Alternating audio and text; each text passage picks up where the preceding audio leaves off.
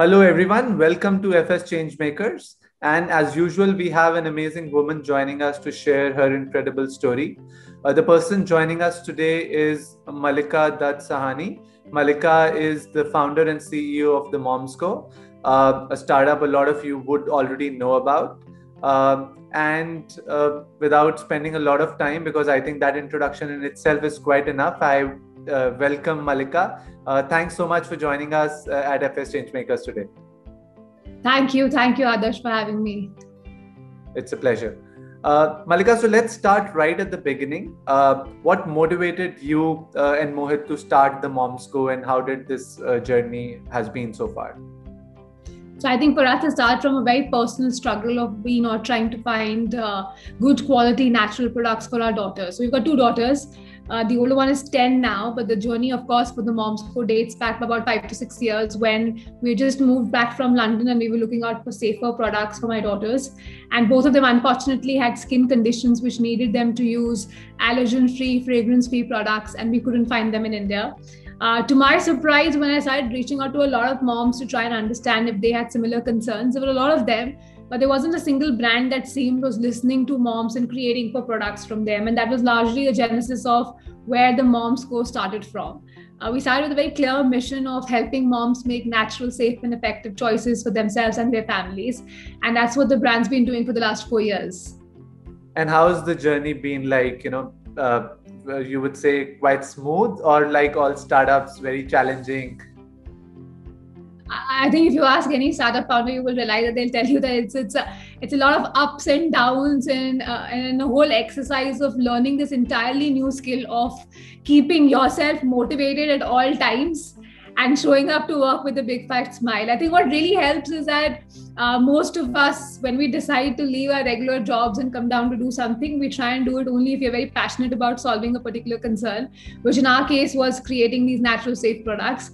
And that just drives you to constantly show up and keep doing. And of course, you have your ups and downs, highs and lows, and very high and very lows as well. So I think it's quite a ride by itself. And how was the experience starting up in India right after you guys had moved here from London, right? Because it's a different cultural setting. Obviously, you were coming back home at some level, but you must have gotten used to a certain way of life, and then leaving your cushy jobs and getting into the uncertain world of startup, where obviously with no monthly incomes and so on and so forth. So too many changes at the same time. Too many changes at the same time, but I remember it was quite a joke because it's just one fine day when it's about. So of course, to answer your first question, after we moved back to India, we researched for about 2 years before we even got started or ventured into creating the Momsco. And once we created the Momsco, I remember about 6 months back, and 6 months into our work of having registered the company, it was one fine day when we went to a Starbucks coffee shop for an interview of a candidate. And I remember how excited I was to see the washroom, because we had gotten so used to seeing all those little spaces of factories and going to all these places that even that seemed like a luxury. So coming from jobs that we had where 5 stars was the only way to go, to kind of reaching a space where you're super excited about a clean washroom was, I think what we learned to do over the complete changeover in the next 2 to 3 years of having started. Of course, when you start, there's a big risk that you take.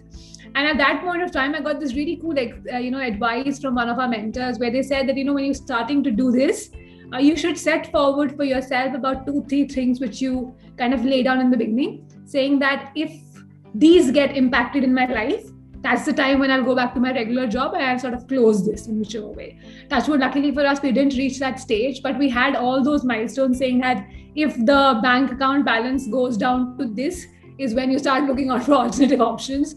Or if for me, it was also if I had to take my daughters out of the school they were going to and put them in another school, I would start rethinking my options. So I think we did go through a lot of self-doubt when we started, but touch wood, things turned out well. So Malika, over this entire period, you've been running this company which makes products for mothers and babies. Do you think that has changed or shaped you as a mother as well? Has that affected the way you behave with your children, etc., in any way? No, I don't think so as much, because I think from the children's aspect, I had always believed in the concept of what I wanted them to do is what always happened in terms of this, right? Like, as you said, when we moved, the only cultural difference we had when we moved from London to India was that India, a lot of advice is given to you from your friends who have had babies versus parents who have had kids, right? A lot of grandpa, grandmom advice. When we were in London, we never got any of those. We were the first couple to have a baby in the friend circle. There is no doctors who give you advice. You even make your birth plan by yourself. So I think as parents, we are grown to be a lot more Google parents, figuring out our own ways and relying on others. So not much changed for us even when we started work. I think what changed was, for my daughter's life changed dramatically from having mama all the time around for 24 hours to having her go to work and come back from work was a little adaptation that they had to do in the initial phases. But I think they also managed to adapt well. Like, we did have a phase where I had to show up home for a certain events always and be back by a particular time initially. But I think slowly and gradually we took very little steps to our way of kind of completely making that transition. Awesome. So you've also started as, predominantly a mom's care company where you were making products for moms and to be moms. And today I see moms who having transitioned into a company which is whose products are used by women across the board, right? We don't have any kids, but I know that my wife uses your products. So how has that transition happened? I think we've always focused a lot on the product quality that we put out. Like, for us, product was always something that we focused and put up a lot of our energies on getting the product right. And that kind of helped get the initial word of mouth and belief in the product and the brand from a lot of larger set of audience, not just moms. And I think that's what helped us grow initially. Also, to answer your question, as a mom, the definition of mom, I believe, over the last couple of years has changed. From where we were about 10 years back, the moms were expected, and the question that happened around momminghood was, oh, you're going to have a baby, so are you going to quit job? Are you even going to come back to work? To kind of reaching a space where moms are kind of creating their own identity. They're like, I'm a mom, but that doesn't mean it's an end of life for me. Like, I'm going to still want to look good. I still want to feel good. I still want to go ahead and do what I aspired to do even when I did not have a child. I think that's also played a very pivotal role in the company, because just the expectation that the moms are setting out for themselves is very, very high, which naturally created a space for us to do a lot more skincare and face care products, which we wouldn't have originally done if you asked me about 7 to 8 years back. So if we talk at a broader level, right, you guys also play in what is known as the D2C brand space. And when you started out, 5-6 years back, at that time, D2C per se was not really a big space in itself in India, right? There were hardly any brands which were doing direct to consumer. What gave you guys the confidence that doing direct to consumer is the right strategy to go after? So the category that we play in builds on a lot of trust, right? So we created products initially for babies and expecting moms, both of which are really hard categories to kind of go build trust on. And the only way we thought we could do this if we had a direct connection with the consumer, because it's also a very chatty community, right? Like, a one mom will get you a lot more moms in general into the induction because you like the products, you'll go ahead and talk about it. And it's also a category where there's a lot of doubt, right? In terms of, will this product work for me? Are you sure this will not cause any harm to my child and all of that, which meant that the brand had to have direct conversations with the mom, which is why D2C was very important for us. Also, on the other hand, we were coming into a category which was led by brands which were around for hundreds of years altogether. So the only way we could build trust with them was that if we came out and had direct conversation and gave the person the confidence, saying like, my story is extremely similar to your story, and because I struggled, I created this. And if you kind of associated with my struggle or with my problems, is where you would make the first adoption into the brand. And that was also how we got our first set of consumers. And then that went on to a larger set and a larger set. And of course, now as a proper D2C brand that you are. But that was our initial thesis of wanting to build a lot of trust with the moms, and that we could only do with our own website. So Mallika, as you pointed out right at the start, right, the core genesis of the company came with the fact that you were a mother and you were looking for products for your children. So it's clear, the importance that your children have in your life. So as a startup founder, how do you maintain that balance, giving them enough time, but also making sure that the company is not suffering? So I don't actually. So I've learned this over a period of time. I went through a phase of a lot of mom guilt initially, of trying to balance out both, but very quickly I realized it's really hard to kind of have a balance. So I think what we've done is that forgotten about having the work-life balance, and I've changed that word from balance to integration. Right. So it's not that I have set timings as what I tried to do before, saying this is the time when I'll spend time with the kids and I'm not going to speak to anybody else. That's not how it is anymore. Also, my daughters have grown up slightly over the last 2 to 3 years. But I think what I did was we just got used to the fact that this is not just work that you do, but it's also your third child. And depending on which child of yours needs the most importance at that given point of time is where you divide attention and focus on. And what's the best way to integrate work and home so that none of them gets impacted is where I kind of drive and decide on doing what it is or not. I think also the fact that over a period of time and over the last 4 years, we've managed to have a very strong, sharp team has helped. When you have people who start taking on responsibility from you, you don't have to be available for every small little thing or a small little decision.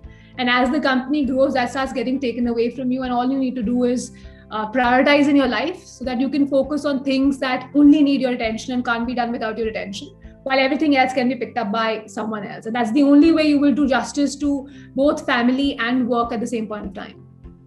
Got it. So Mallika, we are at the fag end of this discussion. So we'll end this by doing a small rapid fire round that we do with all our guests. Okay, this sounds like fun. I haven't done this. I have done the previous portion, a lot of question answers. This I haven't done. So this should be fun. Yes, let's start. Cool.